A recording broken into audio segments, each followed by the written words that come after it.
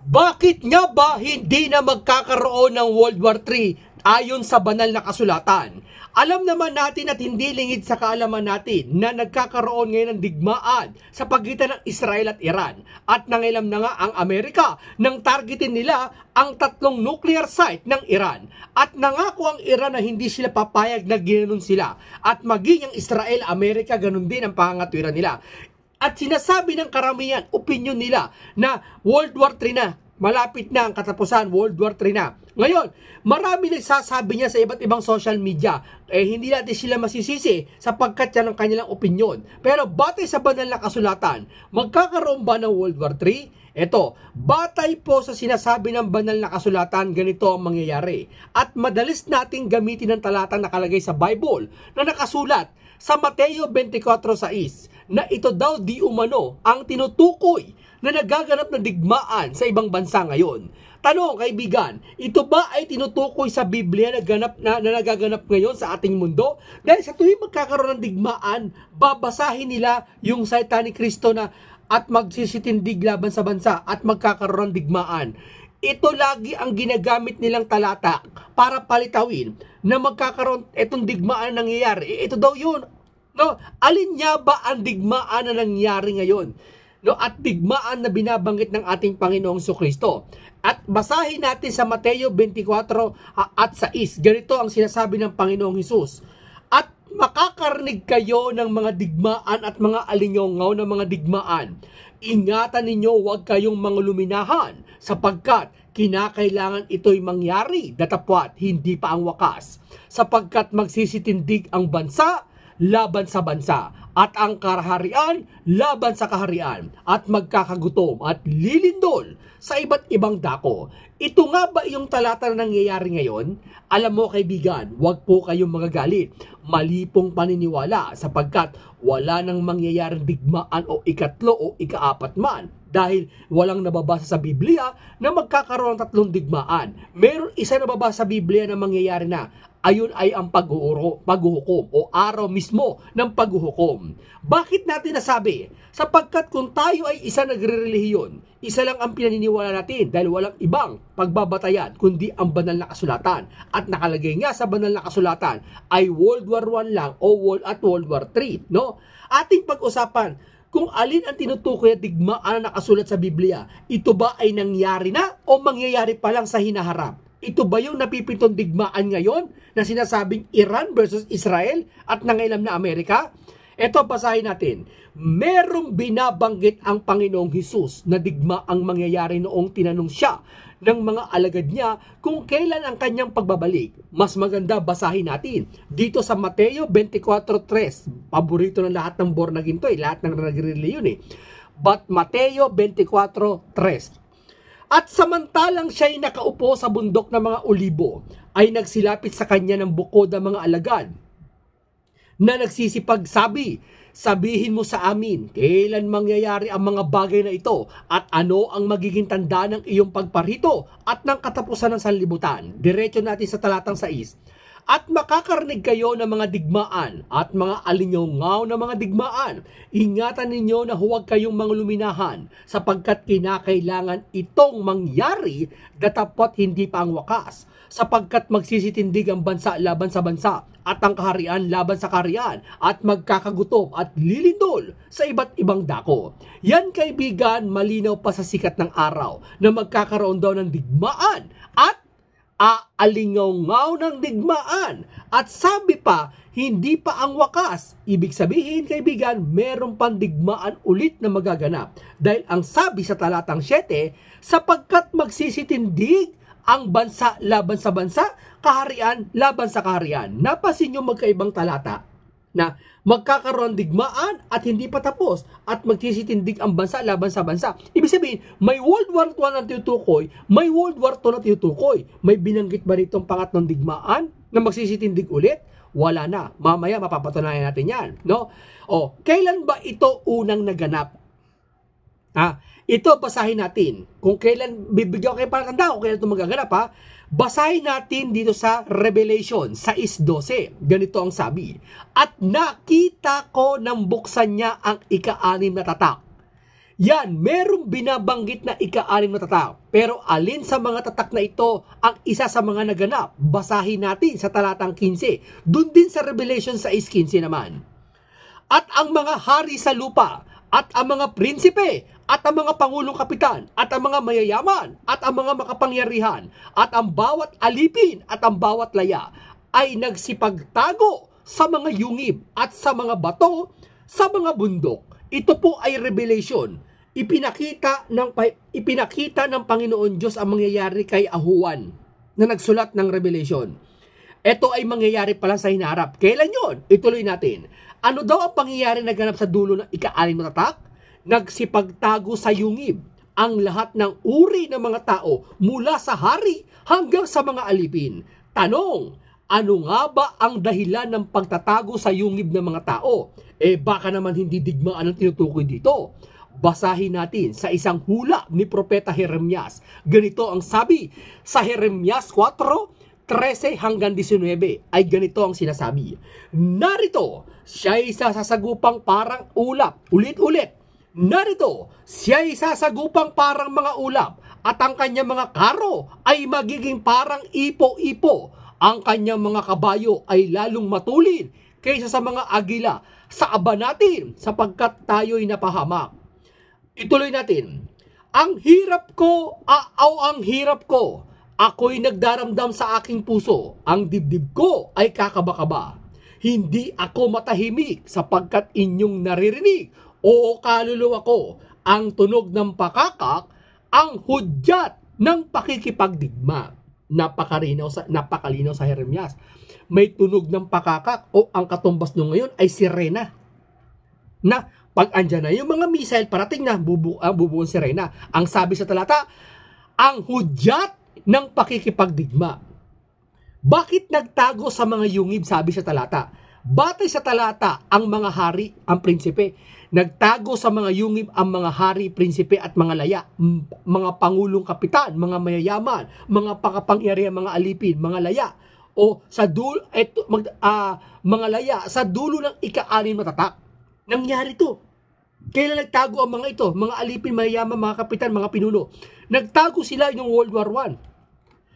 Tuloy natin. Sapagkat may naganap na digmaan sa hinaharap, may magaganap.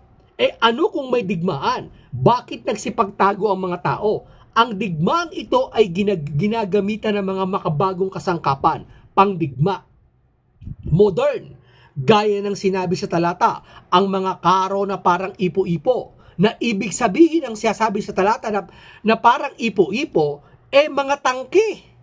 Ayon sa encyclopedia, mga kaibigan, ang tangke ay umiikot ng parang ipo-ipo dahil sa 360 degrees nitong ikot.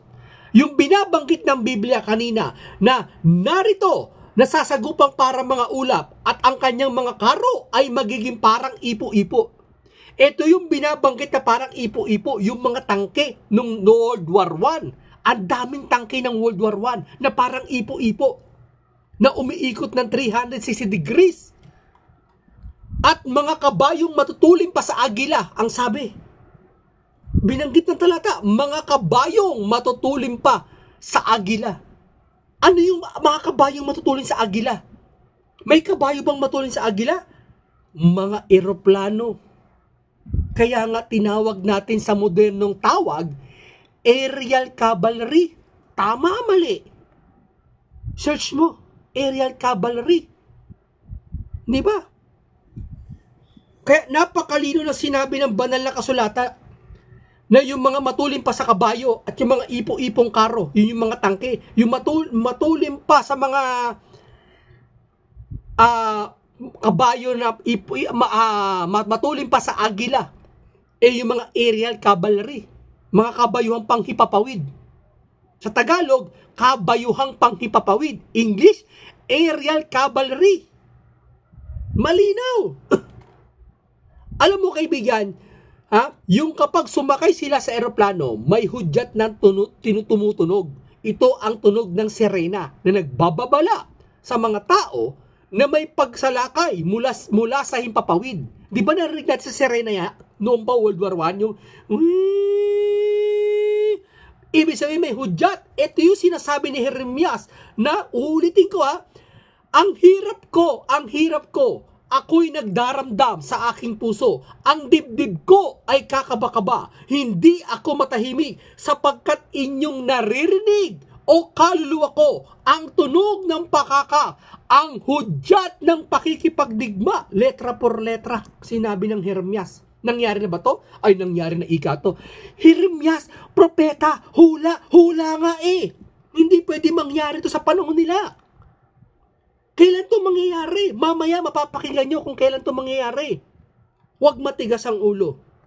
Di ba? Kailan mangyayari? Sabi kasi may nakausap ako, Jeremias, luhula yan dun sa, may propeta Isaiah doon, ang hula si propeta Isaiah. Sa mula sa sikatan ng araw, natupad daw yun sa Isaiah din. Manghuhula ba naman si propeta si Isaiah, matutupad sa kanyang sariling libro? Meron ba nun? Pag sinabing hula, prophecy, mangyayari sa hinaharap. Diba? Ay, tutuloy natin. Pagsalakay mula sa himpapawid, kapag narinig ito nila ang sirena, sabi kasi, hudyat ng pakikipagdigma, sabi ni Jeremias. Alin ang hudyat ng pakikipagdigma? Yun niya yung tunog ng sirena. Sila'y nagsisipagtago sa mga yungib. Nangyari ba yung sinabi ng talata ng Biblia? Noong World War I, ang daming mga makapangyarihang mayayamak, alipin, laya, sino man makilang tao, makapangyarihan, mga kapitan, nagtago sa yungib. Dahil mababagsakan sila ng bomba o maano sila. Basahin natin, balikan natin ang Jeremias. Ano sabi sa Jeremias? Basa ulit. Narito, sila ay sasagupang parang mga ulap at ang kanyang mga karo ay magiging parang ipo-ipo. Ang kanyang mga kabayo ay lalong matulim pa sa mga agila. Elial Cavalry, ito yun. At sa aba natin sapagkat tayo'y nangapahamak. Sa hirap ko, ako'y nagdaramdam sa aking puso. Ang dibdib ko ay kakaba-kaba. Hindi ako matahimik sapagkat inyong naririnig o kaluluwa ko ang tunog ng pakakak, ang hudyat ng pakikipagdigma. Jeremias 4:13 hanggang 19. Jeremias 4:13 hanggang 19. Tama, mali? Anong sabi ni Jeremias? Hudyat ng pakikipagdigma. Nagtago sila sa yungib. May nangyari bang tago sa yungib? Basahin natin sa Revelation 6:15 ulit. At ang mga hari sa lupa at ang mga prinsipe at ang mga pangulong kapitan at ang mga mayayaman at ang mga pangkapangyarihan, ang bawat alipin at bawat laya, nagsipagtago sa mga yungib at sa mga bato sa mga bundok. Revelation 6:15, sabi na nakausap ko. Revelation! Yan, nagtago sa yungib. Mali ka! Nangyari yan sa panahon ni Kristo. Nangyari yan dun sa mga panahon daw ng mga nila Moises. Meron ba namang revelation nangyari bago panganak si Kristo? Teka muna. Meron ba namang revelation nangyari dun sa panahon ng mga Israelita? Meron ba namang hulang pabalik sa revelation? Hindi daw yun. Totoo naman daw digmaan niya, pero hindi daw nangyari. Nangyari daw yun noon pa. Revelation yan. Pinakita yung mga mangyayari sa hinaharap kay Juan. Kaya nga, huwag ka magdadagdag, huwag ka magbabawas. Kumulog, sabi. Isulat mo, sabi ni Juan. Isusulat ko sana. Hindi pinasulat ng Diyos. Kasi nga, pag pinasulat mo yung mga bagay na hindi pinasulat ng Diyos, maliligaw ka. Tulad ng iba na sinasabi sa akin na ang revelation daw ay pabalik ang hula, hindi papunta sa nakaraan. Di ikaw yung nakarinig ng kulog na sinulat mo na ayaw ipasulat ng Diyos. Di ba? Ito pa. Bakit nagtago sa yungib? Nasa na ba tayo? Anong uring digmaan ito na magaganap sa dulo ng ika-6 na tatak? Baka kasi sabihin ng marami sa sariling palagay ko lang ito. Subalit nagkakamali kayo, mga kaibigan. Batay sa Biblia to. Ito ibig sabihin natin, anong klaseng digmaan ito? Sasagot, Isaiah 34:1 hanggang 2. Kayo'y magsilapit, kayong mga bansa. Ano daw? Mga tupa ba? Mga alipin ba? Mga tao ba? Mga halaman ba? Anong sabi? Ulit. Kayo'y magsilapit, kayong mga bansa, upang magkinig at dinggin ninyong mga bayan, dinggin ng lupa at ang buong narito ng sanlibutan at lahat ng bagay nagsisilitaw rito. Sapagkat ang Panginoon ay may galit laban sa lahat ng bansa at pusok ng loob laban sa lahat nilang hukbo. Kanyang lubos na lilipulin sila, kanyang ibinigay sila sa patayan. Yan, ibig sabihin kaibigan, isang hula ni Propeta Isaya na tinutukoy ay digmaan pang sanlibutan. Diba? 3 propeta na nagsalita. Kailan ba naganap ito sa ating kalendaryo? Kailan naganap ang unang digmaang pandaigdig? Anong saktong petsa? Kaya masasabi ko sa aking teorya, wala nang digmaan World War III. Bakit? Walang binanggit ang Revelation, ang Jeremias, ng pangatlong digmaan. Meron isang mangyayari, hindi na digmaan, araw ng paghuhukom. Pero tanong, kailan nangyari ang unang digmaan? Kitang-kita, July 27, 1914, ang kauna-unahang pangsanlibutang daigdig na pandigmaan. World War I. Sabi na, nakausap ko pa rin, yung daw nangyari World War I, hindi naman daw talaga yung unang digmaan. May nangyari daw digmaan nung sinauna pa daw, kalam David, yung parang Braveheart, yung mga panahon na nagsasalpukan daw sila, yun daw unang digmaan, kaya yun daw tinutukoy dyan, yung digmaan na yun. Idisisihin mo yung history na bakit tinawag World War I to. Dapat World War III na ang tinawag sa World War I. Kung marami na palang digmaan. Sisihin mo yung gumawa ng World War I. Bakit 1 nilagay dyan? Di ba? Parang walang pinagkaiba doon sa sinabi, bawal kumain ng dugo. Anya, nilinis ng Panginoong Jesucristo lahat ng pagkain. Kung lahat pala nilinis, ba't di mo kinain yung palakang may lason? Lahat pala nilinis eh. Ba't ko kakainin yung may lason? Ito pala, hindi pala nilinis. May mga bagay pala, sa dinami-dami ng mga pagkain na nilinis, bakit yung palaka hindi mo kinain? Kasi nga may lason. Ibig sabihin, sa lahat palang nilinis, may exempted pala hindi pwedeng kainin. Tama? Alin yun? Isa doon ang dugo. Sinabi ng Panginoon, huwag kayong kakain ng dugo. May nagsabi pa sa akin, no? Yung laman daw, pag minicroscope mo, yung laman, dugo rin daw yun. DNA cells daw yun ng mga tao, yung hayop, dugo rin daw yun. Di sisihin mo yung nagtawag dun sa laman, yung flesh, dapat blood din yun. Sinabi ng Biblia, blood. Iba ang laman sa blood. Kung yung laman, napatunayan ng science, dugo din yun, sana sinabi nila ng Diyos yun, laman sa kadugo. Di dugo lang eh. Isabihin, yung component ng dugo, na liquid, yun ang bawal, yung liquid, hindi yung laman. Hindi ako galit, style ko lang yan. Alin yun? Alin yung digmaan na susunod? Ha? Alin yung pangatlong, alin yung World War II sa Biblia sinasabi? Ha? Nasa Revelation 1:8. Anong sabi? Ganito ang sinasabi, nang buksan niya ang ikapitong tatak. Ulitin ko, na ikapitong tatak. Ha? At nang buksan niya ang ikapitong tatak, ay nagkaroon ng katahimikan sa langit na may kalahating oras. Natalakay natin yan. Nagkaroon ng katahimikan sa langit ng kalahating oras. Yung katahimikan na yun, yung paghinto ng digmaan ng World War I. Ngayon sumiklab ng World War II. Anong sabi? Nasa talata rin. Kalahating oras na katahimikan. Anya, yung World War I saka World War II, ang haba ng pagitan na. Ano yun na? Years ago yun. Bakit? Ang Diyos ba? Ang kalahating oras sa Diyos? Kalahating oras na lahat sa mundo? Ang sabi sa Pedro, anong sabi sa Pedro? Ha? Datapot, huwag ninyong kalimutan, mga minamahal, ang isang bagay na ito, ng isang araw sa Panginoon, ay katulad ng 1,000 taon, at 1,000 taon ay katulad ng isang araw. Kaya yung binabanggit dito ng talata na kalahating oras sa katahimikan, taon ang bibilangin nito. Alin yung katahimikan na yun? Yun yung digmaan. May sisiklap ulit kasi pangalawang digmaan eh. At pagkatapos yung sabi ni Kristo, magsisitindig ang bansa laban sa bansa. Ito yun.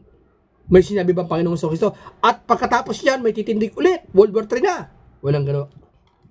Kaya, sumasampalataya ako, ito yung darating ang pagkapigatian at darating mabilisan ang paghuhukom. Yeah? Yun po. Maraming salamat po sa inyo. Ito po ay tunay na nangyari na may digmaan talaga naganap na World War I, World War II, at para sa akin, wala nang World War III na mangyayari. Bata yan sa Biblia.